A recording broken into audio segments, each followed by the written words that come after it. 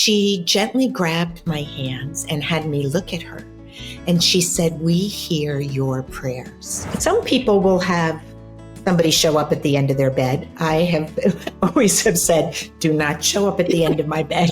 I was saying the rosary in an Irish brogue, and none of my relatives spoke in an Irish brogue, so I had no real familiarity with it. When we allow ourselves to open the window just a little bit, to believe that there is communication, we start to feel it, and then we begin to talk back. We realize that they are talking to us.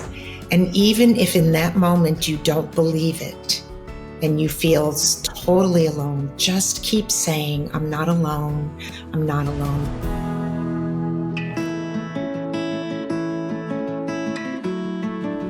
Hello, everybody, and welcome to another episode of Broken Beautiful Me, Stories of Hope, Gratitude, and Resilience. And I am just absolutely thrilled today to have Bernadette Thompson as my guest.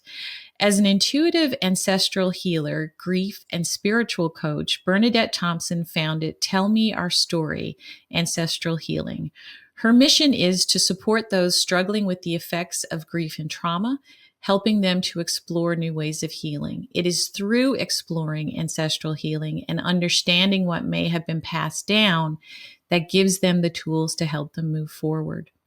Several years ago, while navigating trauma and loss herself, Bernadette experienced a profound spiritual awakening, which opened the channel to communication with her ancestors and guides. She teaches us that we are all spiritual beings, and there are many ways to communicate with our loved ones in spirit, helping them understand there is more to learn about the unique path and that what they have been seeing, feeling, and sensing is real. Bernadette holds a BA in psychology, is trained in grief and trauma, and holds an end-of-life doula certification. For the past 20 years, she has worked with people both young and old, guiding them through many of life's most difficult transitions. She was most recently honored to be a panel speaker at the 2024 International Association of Near-Death Studies Conference in Phoenix, Arizona. Bernadette, welcome to the program. I'm so happy that you're here with us. Well, thank you so much, Kelly. I'm happy to be here and share my story and allow people to know that there's so many ways that we can deal with the many things that we're all going through. Absolutely. So just to begin, in the introduction, I talked about kind of how you had your own awakening. Can you share a little bit about your journey and what led you to become this intuitive ancestral healer? I'd be happy to share it. And it is, to start with, I never expected that I would be doing this, but going through my own trauma and grief during my husband's passing from alcoholism, there was a big period of time there that I was suddenly put into this experience of all of this difficulty and uncertainty. And if anybody has addiction in their family, that it really can bring a lot of turmoil. And so before that all began, I just loved Ancestry. And so I had, for years, just as a sidekick, would do family trees, not only for myself, but for others. So I've always had this deep love and understanding of how our ancestors are connected with us. And so as David was going through his struggles, and he had a beautiful soul, but it is a really challenging disease, I leaned on the ancestry as a way of taking me out of, my situation. It was kind of like, some people like to knit, I like to delve into, ancestral records and finding incredible stories that now there is so much out there that has been put online that you can research. And so during that process, as I was going through the traumas of his illness, I was also seeing having the understanding of what my ancestors had gone through.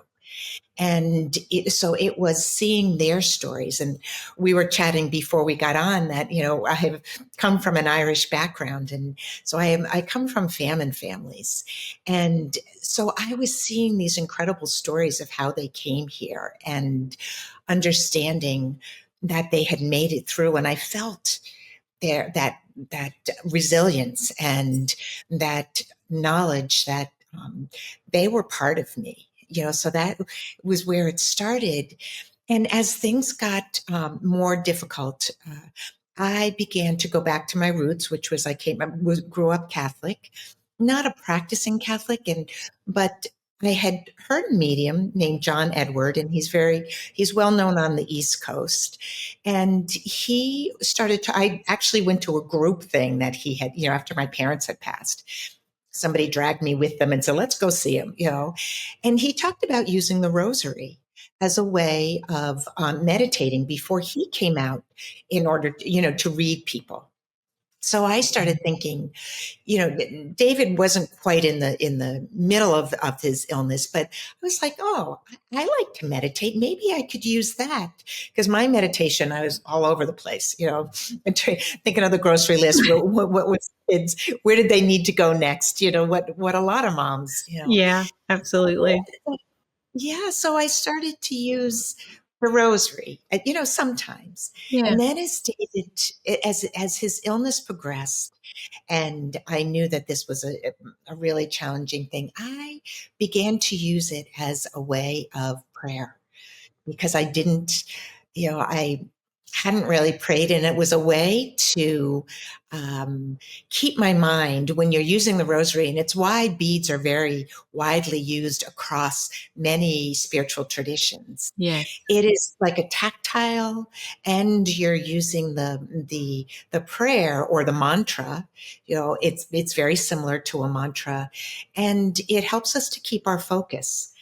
And so I also did this imagining my ancestors sitting around a table with me, because I knew I came from this Catholic background, this Irish Catholic background. So I began to do that. And what happened was I had some spiritually transformative experiences. One was when my great aunt, Sister Lou, she was a nun, came to me in what is called a visitation. And so she came, I had this dream, and it's like, Kelly, it's like sitting across, it's like a Zoom. She's on one side, I'm on the other side. It was like this golden room. So, it's kind of, just even talking about it sounds a little crazy, and I didn't want to look at her. So I am turning around, and I think in my spiritual or psyche, I knew this was different. And she gently grabbed my hands and had me look at her. And she said, "We hear your prayers." And then I woke up. Oh. And I knew in that moment I wasn't alone. Yeah. And I knew the ancestors who were with me, they were hearing me. And I just felt this peace, this came over me of, okay, I'm not doing this alone. Yeah. And then a few weeks later, something more extraordinary happened. And it was, again, I was saying the rosary. And I used to say it right often before I went to bed, because it would help me settle my anxiety of whatever had happened during the day. And not every day was challenging, but I was still, there's like, well, what's happening and what's going to happen? Mm-hmm. And so I was saying the rosary as I was, getting ready to go to sleep. And this one evening, all of a sudden I felt this, and the only way to explain it is a channeling through me. And I began to say it in an Irish brogue. And because as you say the rosary, for those of you who do come from the Catholic tradition, we say it in an audible voice. Yes. It's so like you do say a mantra, you say it, it's like there's and so I suddenly began to say, I was saying the rosary in an Irish brogue, and I couldn't have done an Irish brogue if you asked me. My ancestors, none of my relatives spoke in an Irish brogue, so I had no real familiarity with it. And I was shocked and in a lot of disbelief. Uh, but I began to, over the next couple of days, realize that this had happened. And not only realize is I knew that it was coming from, I felt that it was some grandmother in my Irish background that was coming through. And I looked at my tree and I was able to energetically feel the presence of my great great grandmother on my mother's side. Her name was Annie. Oh, And I felt her presence. And she continued to say the rosary with me for months. So she would come in. That is really, so my background is this. I had this incredible training in grief and trauma from working with middle school kids and working in elder care management, but having it all come together when I was going through it and I understood what was happening in my life and in my children's lives and my husband's life. Um, this was an amazing experience that opened up. And it was one that helped me understand that I needed to share this message and mm, that we are loved and guided and we're all able. I mean, I'm not special. This opened to me because I was reaching out, but and it came in a way I was able to allow myself to believe. So yeah. that's kind of how I started. Allow yourself to believe. I love that. Yeah. And what a incredible comfort that must have provided you in such a difficult time. Just that feeling of not being alone in that Mhm. in your difficulties, and I guess almost a feeling of surrendering to the circumstance. Mm, Surrendering to the reality of it, and allowing, yes. and then relying on your ancestors to kind of get you through. That's incredibly beautiful. Thank you for sharing that. Um, Oh. so for people, you came from a kind of a clinical background with psychology. Mhm. So how, for people who are not familiar with ancestral healing, can you explain a little bit about that, what it is and what you do to help people who are struggling? Ancestral healing is the knowledge, the understanding that our ancestors have also come through trauma in their lives. All of us experience trauma. And science now has told us that trauma can be passed down to us. They really began to understand this as they uh, looked at the descendants of the Holocaust and looked at the trauma responses that those who had been um, whose ancestors had been in the Holocaust were experiencing or showing symptoms of trauma, even though they had not experienced it.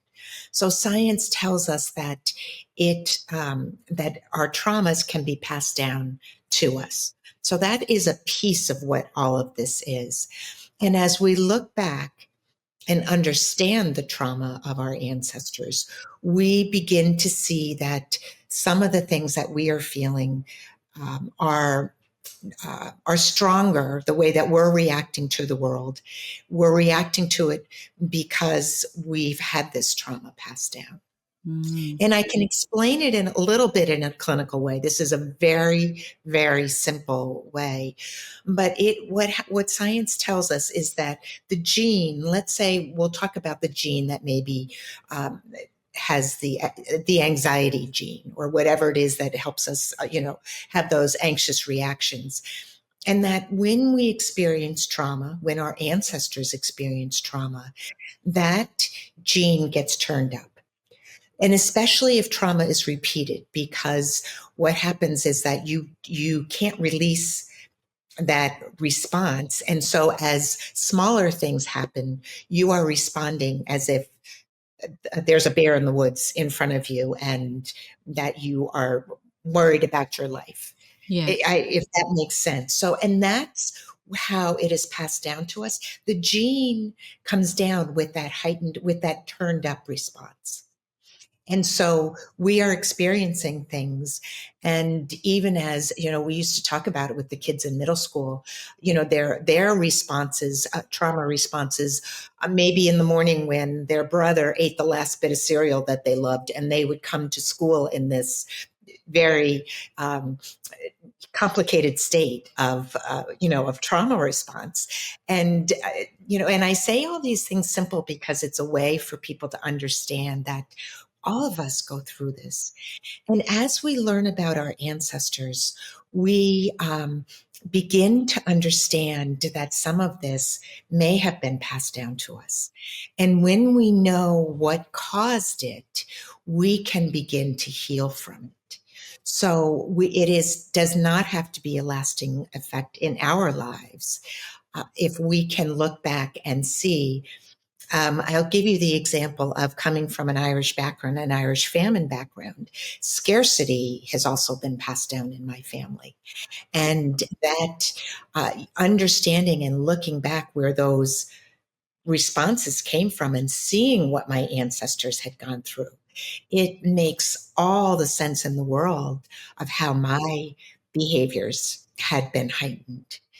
And, and also, it helps us with the idea that we can also see their resilience and their strength as they came through, and that can help us to understand that we also can come through this, whatever situation it is, and whatever the loss or trauma or grief that those that are listening have experienced, it doesn't have to be the same as what your ancestors experienced for you to feel that benefit.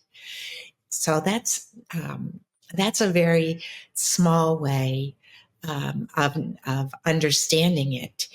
And when, I also, so this, as somebody who loved genealogy, that I know how there's so many stories out there now that other distant family members have about the journey your ancestors have taken. And we can often see the true story along with the records and things like that that have been kept and that we have access to. That's beautiful. So you use genealogy a lot with your work with clients. So you kind of dig Yes. deep and find out, okay, this is the journey that this Yes. person had. That's I, wonderful. I use, yeah, I use it. It is, it's amazing. So there's two aspects to what I do. And one of the things that I discovered as my ancestors came in and continue to come in. So when I'm building a tree for somebody, other ancestors come in. It has opened up this, I will use the word mediumship, this mediumship, this connection with the other side, to help people know more about themselves and to really hear from the family that is with them. And so that is part of it. But one of the things, as I have grown spiritually and I now have a spirit guide that is with me, one of the things is opening all of us the understanding that we are connected. We're all spiritual beings, and that this earthly journey that we are on, that we're still connected with those on the other side, and that our ancestors who have crossed over and close family, which I sometimes consider ancestors once they cross, but close family, that we have those connections, and many people have experienced them in signs and things like that. So depending on who I'm working with, some people have some information and other people don't, but it is helping them to know, let's look back and understand how we can heal with their love and knowledge and guidance that they're showing us from not only their what we can find in their ancestry, but in their connection that is still with us. Absolutely. And again, like you said, it's not only the trauma that maybe the ancestor went through, but it's also the resilience that they showed Mm-hmm. during that time, that they share that with us as well. And so Mm-hmm. it's being able to connect to it and harness it. I often think about, my parents have passed a number of years ago, and I think about them daily, and what strong, resilient people they were, and how, I call it the roots of my resilience, and that, Mm-hmm. where I grew up, the people that were around me, my family, that's who made me. And in Newfoundland, where I grew up, I love this saying. It says, "Who knit you?" And so, like, really, who put you together? And Yeah. I was pretty good. I had some pretty powerful knitters on my side growing Yeah. up. Yeah. Um, so when you meet people and you tell them what you do, what would you say are some common misconceptions people have about this work? It is, yeah, there are a lot of misconceptions. I think there's a lot of people, one, as far as the ancestry is concerned, people will say, well, why does it matter? And why does it, what do they have to do with our, with what I'm going through now? So there's a lot of wanting to close it off. But as we look at ancestry, and even if we're talking ancestors way back, but even if we think, okay, maybe I didn't get that, didn't, that gene didn't come down to me that way. It is also patterns of behavior that get passed down. And that, when I have that discussion and talk about the patterns of behavior, that helps people to understand, because I can say, do you have any patterns of behavior that may have been passed down in your family? And that's usually something someone can raise their hand and say, oh, yeah, I can tell you a bunch of it, patterns that have been passed down. And that kind of opens the door to thinking, oh, okay, I can see how I am today, even if I only look at that. I can see how my mother's, well, just scarcity. I remember my great aunt who, my nan, who came from a family of 5 girls that were all in orphanages because their Irish immigrant parents couldn't care for them and their father had passed away. And when I would go there, she always made me, if she made me lunch, she always put butter on anything she made. And it was this, if I even peanut butter and jelly, she put butter on it. And I was like, I was beg her not, because she was coming from this scarcity of like not having food. And so she didn't care. She was feeding me. She was making sure that, because that might be the only, in her mind, she might not eat for days, Yeah. you know, so it's, yeah, there's so many little things and ways of um, dealing with grief, and ways of dealing with some people just put it out, like don't think about it, and others want to unpack it to the point that it is over unpacked. But Yeah. so there's both. Yeah.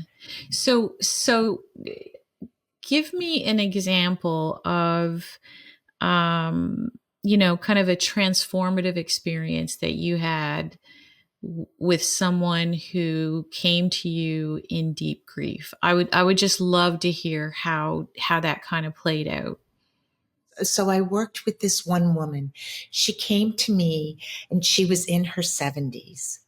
And I had known her. So we had had some conversations about ancestry, and she said to me, she said, my father and my grandfather had this relationship, a troubled relationship that really affected her.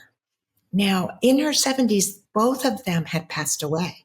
Mm. So this was grief, and not just that she was still holding on to. And she just, I was kind of amazed that this was still heavy on her heart. And so I said to her, you can sometimes look back into Ancestry and discover something that may have caused the their relationship to be dysfunctional. Yeah. And so I started to look. So she agreed, and we went back and I did her Ancestry. And to be honest, I found it very quickly. So as I started researching her father's side of the family, her father, that she had grown up, I think, in Rochester, New York. Her father was an academic. He was the headmaster of a very prestigious school, and he had gone to Harvard. Um, and so, but as I began to look back into her grandfather, I realized that very quickly her grandfather had changed the family name, and they were of Jewish ancestry, and she had never known. Oh my goodness. And she, when I shared this with her, and I shared it very gently, and she was in tears, but she was in tears because she had always had an affinity for the Jewish people, and she didn't know why. Oh my And goodness. and understanding this helped her. We talked about what the grandfather's worries were and what may have caused him to change the family name. Her father had gone to Harvard in the 1930s, and most likely may not have been accepted had he had still had his Jewish Mm, name. wow. And she doesn't know if he knew. She was never told. And so I told her that dysfunction may have been that he had to keep the secret. Her father had to keep the secret, and that he was angry with his father. But it just brought this peace to her that she didn't expect. And it was just a way of with her father passing, and she had felt that she didn't have this great relationship with him because of all this turmoil. And now she could look back at all of these letters that she had from him in a different way. And Oh, it was, that is incredible to me. I mean, to be able to find that knowledge with you and then to work through it, because I'm mhm, just thinking about the complicated emotions that came with mhm, that, right from the grandfather to the father to the daughter, like over those three generations, just the mhm, feelings that were passed mhm. along. It's Yeah, I'm just blown away by that. And then yeah. for her to have an affinity to the Jewish people, Mhm, on a cellular level, she knew somehow, mhm. right? Yeah, that's And that's where we get these amazing things that, when we do look into our ancestry, that get passed down, because even if it's just a story that we now understand. Or I had I had somebody that I was working with who never knew. Her mother, she had this real struggle with her family, and never knew that her grandfather was the youngest of 11 children. And the youngest of 11 children, they were left really to themselves, mhm. and when her mother discovered that, opened her eyes again to what her father had gone through in his lifetime. Wow. So there's so much forgiveness that happens as we go through that. And it helps us just to begin to understand the grief feelings and the grief responses and the trauma responses that we experience, whatever it is, the loss, or the traumatic experiences that we're going through. And it helps us to understand ourselves, and it also helps us to understand others who maybe are in our family and they are reacting in a different way than we are to whatever it is that is going on. Yeah. So, you know, just like some people want to talk about it and some people don't, and or don't want to deal with it. And knowing that you can see how this thing could have caused both reactions.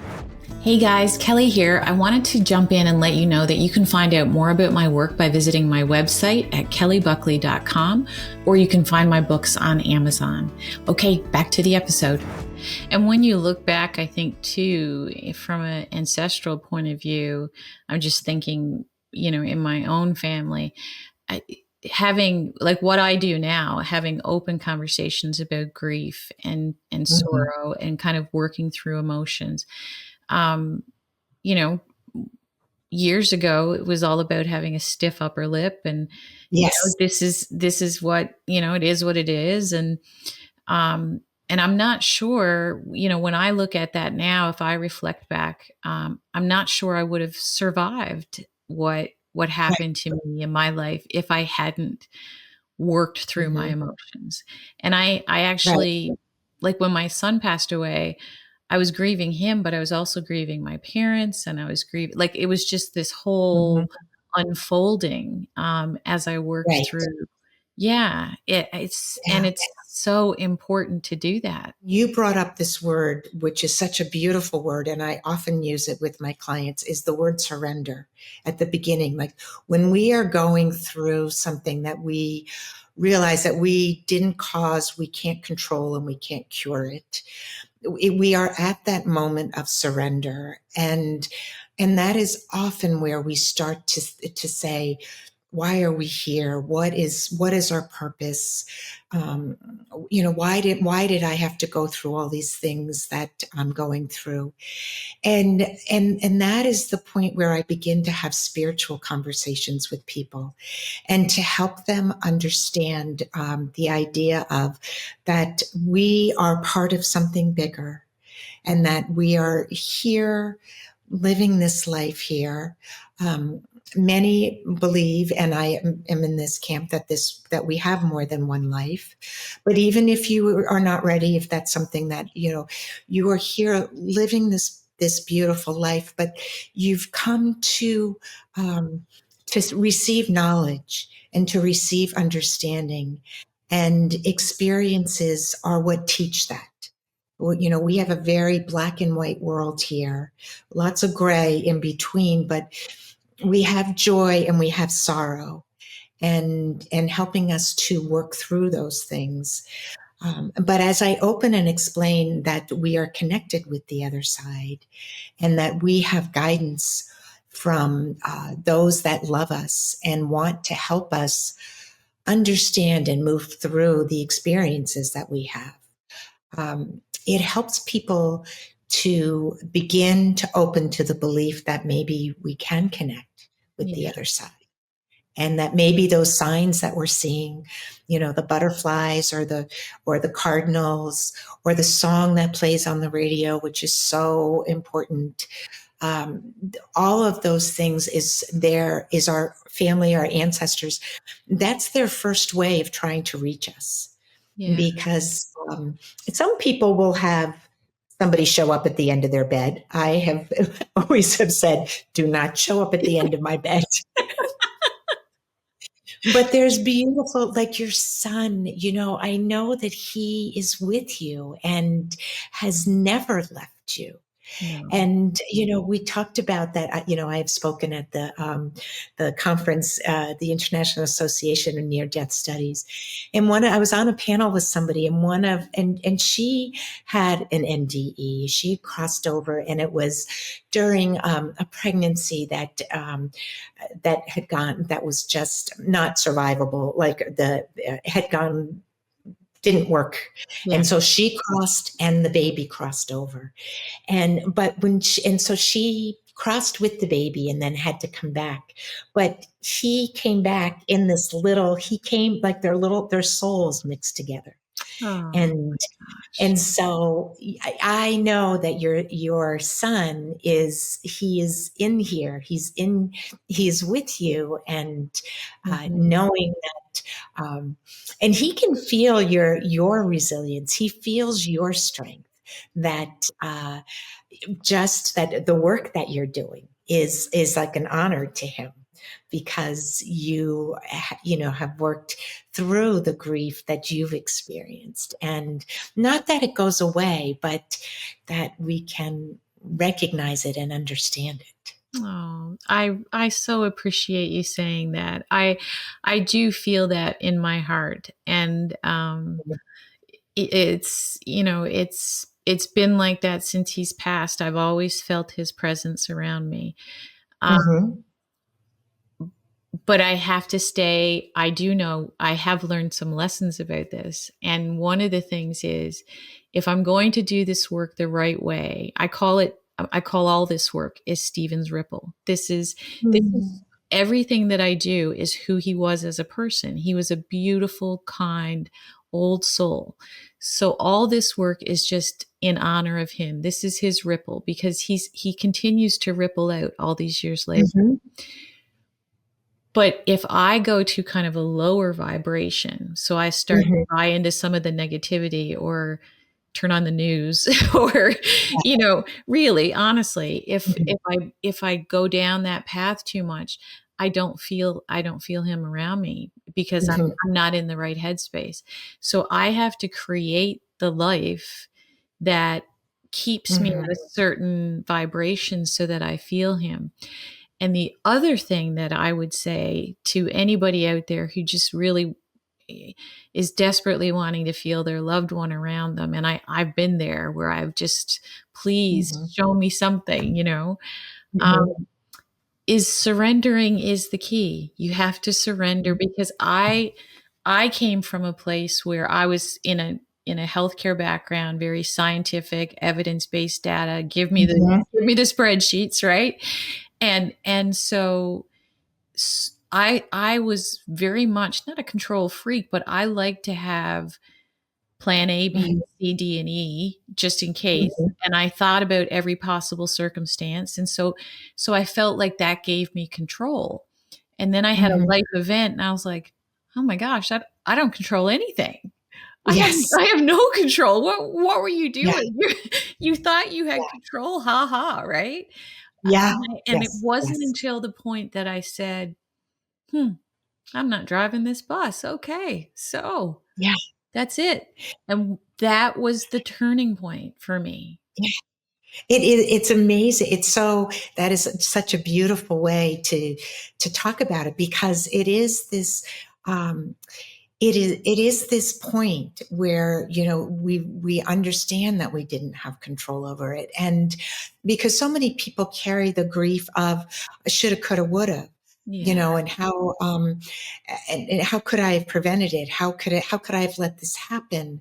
All of these things, and it is really, as you said, it is understanding. It's going back into ourselves, and knowing that we don't have control, but we do, opening to this knowledge that we have guidance, and your loved ones are with you, and really you can begin. I mean, I actually help people to begin to communicate across, because we when we allow ourselves to open the window just a little bit to believe that there is communication, we start to feel it, and then we begin to talk back. We realize that they are talking to us, and that we can they can help us, and they can give us guidance, and that it can open even more. And it is but it starts with going through allowing ourselves to go through the process of uh, getting to the point of this surrender, so to speak, and then just like, can I at least start to believe that I might believe? Like I may not believe now, but I don't not believe. I'm kind of in between. Like for a lot of people, it's like, I don't know if I really believe that, but I want to believe it, and I think it is. And yeah, I have so many examples of that where I'll just tell you quickly that, when my husband passed away, I desperately wanted him to come to me. And at this point, I believed the ancestors had already come to me. So I knew I could communicate, but I didn't get anything. And then it was a few weeks after his passing. I thought I would feel him when he crossed, and I didn't. And it was, I took the dog for a walk in this park, and this crow was following us. And it was like squawking and, just cawing. And I wasn't really paying attention. And then all of a sudden I realized, why is this? It's like it's not leaving us alone. And then I thought, it's David, it's him. And then I'm thinking, oh, you're crazy. So I'm driving home after, and I look over. I'd stopped at a stoplight and looked over, and there's a house there, and there were plastic crows in the front yard. And and David used to tell me the story. He would drive home from work, and there was this woman. He used to call her the crow lady. She had these plastic crows in her yard, and she'd dress them up for the holidays. So every holiday they got a new outfit. So I'm like, okay, this is David. This is a sign. And then, maybe about a week later, I'm like, I don't believe this. I'm losing my faith. And so I said to him one morning, I said, please, if you are really a crow, can you come to me and make me absolutely know that this is you? And a half hour later, I'm driving to work, and I'm stuck in traffic. All of a sudden, traffic stops. And I'm sitting there, I'm trying to figure out, why is traffic stopped? It wasn't a place it was normally. And here comes a single crow out of a tree, flies across to the telephone wire right next to me, and sat there, like looking at me. Oh, And I knew it was him, and I knew he was confirming. And this just added to what I knew from my ancestors. that is, So I just want people to know that there is a way that you can know this and begin to open this up. that's so beautiful. Um, I will tell you on my husband's first birthday after Stephen passed. We live in the Carolinas, but we have 4 seasons, so it was quite cold out. And we have a warehouse and fulfillment company, and so he was walking down one of the aisles in the warehouse, and the warehouse is not heated. It was cold. Um, and sitting on a pallet is a big blue butterfly, and the blue butterfly is how we've always, when we see blue butterflies, we think of Stephen. Yeah. And so it's just sitting there on his birthday in January, and he took a picture of it. I wish I had a better picture of it because the phones didn't take great pictures back Yeah. then. He said, okay, so Stephen just came to say happy birthday. And we both just, like, there was no explanation for that. Yeah. It was just so out of the blue, but it was, it was a day that it was so bittersweet for him, and he was feeling sadness, and we were Mm-hmm. both, it was a very dark time that first year. We were working through a lot of heavy emotions, and it Yeah. was just like a little spiritual lift that he needed. And Mm-hmm. it was something that we'll forever be grateful for. So with that said, because I've talked, to a number of people about the spiritual side of things. And so how do you deal with, because some people of different belief systems, or like certain organized religions and stuff, they have a discomfort talking about this. Mm-hmm. So what would you say to those people if they, come to you and say, well, I don't know about this? That is wonderful. And it's so, coming from the very Catholic background that I came from. I mean, I went to Catholic school from kindergarten through college. Me So too. I came from a very Catholic background. But I left the church, so to speak, in terms of everything, but it definitely gave me a spiritual center. So I had that kind of spiritual center. But I actually got this question when we were at the IANS conference, and somebody said, and they were Catholic there. I said, I am a very strong practicing Catholic. How do I understand this? And that's where I I said, you can begin to, even with your religious beliefs, you can allow the window to just open up a little bit.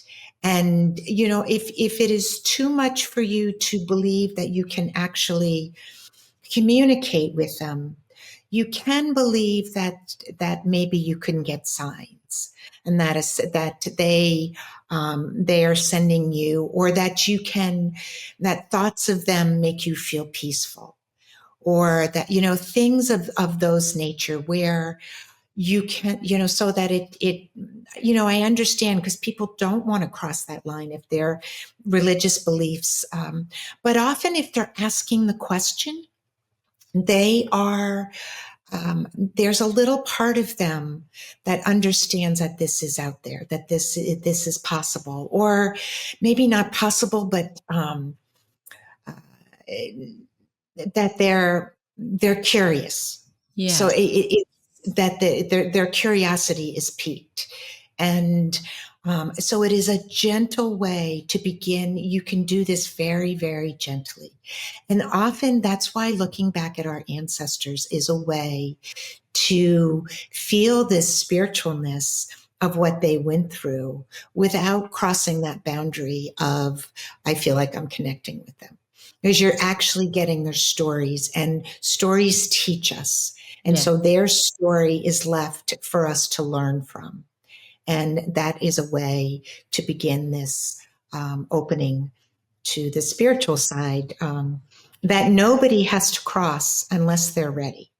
So I don't Right. want anybody to think that you have to cross this line and say, oh, so now I have to believe that, spirit can talk to me. And it is, no, you can just honor the family that came before you. And it will bring you some peace about how you're on your grief journey. And it's so helpful in that way as well. One of the ways that I worked through my grief was with letter writing, and Mm-hmm. that was quite helpful. And I'm wondering, if is that a practice that you would encourage people to do for their ancestors, for example? Because I wrote letters to Stephen, and I wrote letters to God, and Mm-hmm. God wrote me back, and Yeah. it was a whole spiritual exercise for me, that Mm-hmm. really I sat and said, well, what would Stephen say to me right now, and what would God say to me right now? And Mm-hmm. it was incredibly emotional, but it was incredibly healing. And I'm just wondering, is that a practice that you would encourage people to do with their ancestors? Oh, absolutely. Absolutely. Especially if there's a one ancestor that they're very connected with, Hmm. that they, and always to, when you are doing that work, when you are writing, because from a spiritual side, I know that Stephen can come in and have, and give you an answer that is truly coming from him. Um, and so, the letter writing is a beautiful way of allowing you to work through things if you were not believing that, but also allowing that we call it automatic writing sometimes, Yeah. that the real, they can speak to us in that way, and often it is a way of people moving from just the signs to, oh my goodness, I'm communicating, Mm. there's so many ways. There's so many things I could open up in terms of that and share, but it would take us another hour. So, So if you have someone, and they're just starting out on this journey, and they're not really sure, they're like, I don't know, what are some practical steps you would give them to get them started? What would you say if they're at the beginning of the road? okay, so with the ancestry, it is just putting together everything, things that you know about your family. There's so much online. So if you don't know anything, there are ways to get information. There's so much that's available. It does, when I work with somebody, I have the subscription, so I can go in and do the seeking the work to find it. But so it does cost a little bit if you are, but you can do it if you just go into your family. And some people have letters, diaries. Some people just have a piece of furniture. There's all kinds of ways that you can look back and find the stories of your family. And even if your parents have passed or your grandparents have passed and you don't have those people to ask the questions, you can still discover their stories. And that is a way of beginning to open up. There's so many. I mean, just even the census records and the birth records and the death records and all of these things weave the story together about what their lives were like and what they were going through. And so that is definitely one way to make this spiritual connection with your ancestors without having to feel like you're doing it from crossing over. And then on that side, it is to just what I said, just allow yourself to believe that blue butterfly really was Stephen's energy. This connection is all energetic. The other side is energy. We are all energy here. And so it is a matter of recognizing the energy exchange. And sometimes the energy exchange is only them getting you to recognize, wow, there's a blue butterfly right there. It's not, the butterfly can just be flying, but the energy says, look at me.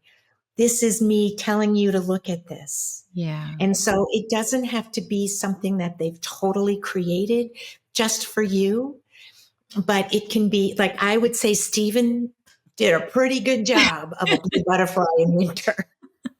I Yeah. would put that up there as a pretty heavy sign. But Yeah. but yeah, so that's what I would share and say, that it just to believe. And then, and if anybody wants to come and talk with me, I can share more, but it would take another It's beautiful. And I mean, I think I could go on to, of all the people that I've talked to over the years and our own family experiences, there's just so many examples that, you just I just smile now and say, oh, okay, hey, yeah, and I don't see a negative to that. I don't see a yeah. negative to believing. Mm-mm. No, Mm-mm. it's never No, it's never harmed me in any way. That's for sure. no, no. Yeah. Um, what has been the most surprising thing that you've learned about yourself from this work? Um, the surprising thing is the transformation that I've gone through since David's passing. Yes. And that spirit, that my connection with spirit, that the work I'm doing now is to bring this understanding and knowledge to people. And I think that it's a journey that I never expected to take. And I had always done, I knew the grief and the trauma work, um, but I was doing it in a different way. And to have this open up to help people heal has been an incredible blessing for me. And that is, and I think it is the knowledge that I have opened to the other side. And to be honest, it's fairly recent. It's in the last year that I've allowed myself to really share about this, because there's so much that people sometimes are like, oh, I don't really believe she's, it's that response that, oh, she's still grieving. Yeah. And, she's making this up kind of. But I know this deep, I know the work that I do with people can be so healing. And that is the most surprising thing, is how it's healed me and how they have now given me this journey to share it with others. That's beautiful. Um, if you could go back to the darkest day that you had before you began all of this work. So the darkest day, what advice would you give to yourself? I think it would be to um, to think to yourself, you're not alone. You're not alone. You're not alone. And even if in that moment you don't believe it and you feel totally alone, just keep saying, I'm not alone. I'm not alone. There is, even if you don't want to use the word spirit, just say, um, just keep saying, I'm not alone. Because I think that was what opened me. It was the point where it's like, I can't do this alone. I can't do this. Yeah. And it was allowing myself to and that's where the prayer came in. And whatever your prayer, whatever it is, if it is just praying, or talking with the sun, with nature, getting out in nature and feeling the energy of beautiful nature is a way for those who can't open to the other side. Just go sit by a little stream, or a walk in the woods, or go to the beach and just allow and just know I'm part of something bigger and I'm not alone. That's beautiful. And we are not alone. And I think that's a lovely place to end this. Bernadette, I'm so thankful that you were so generous with your time and your wisdom. And I think it's important that we have conversations like this. I think it's important that we give people permission to explore that spiritual side. And I love the idea of looking at our ancestors and like where we came from and how it relates to how we heal now and how we can heal.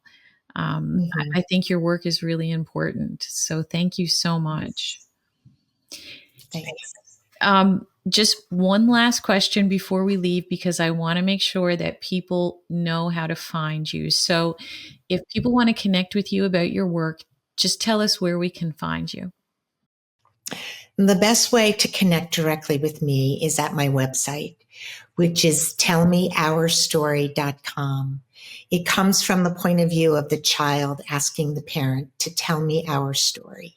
So it's tellmeourstory.com.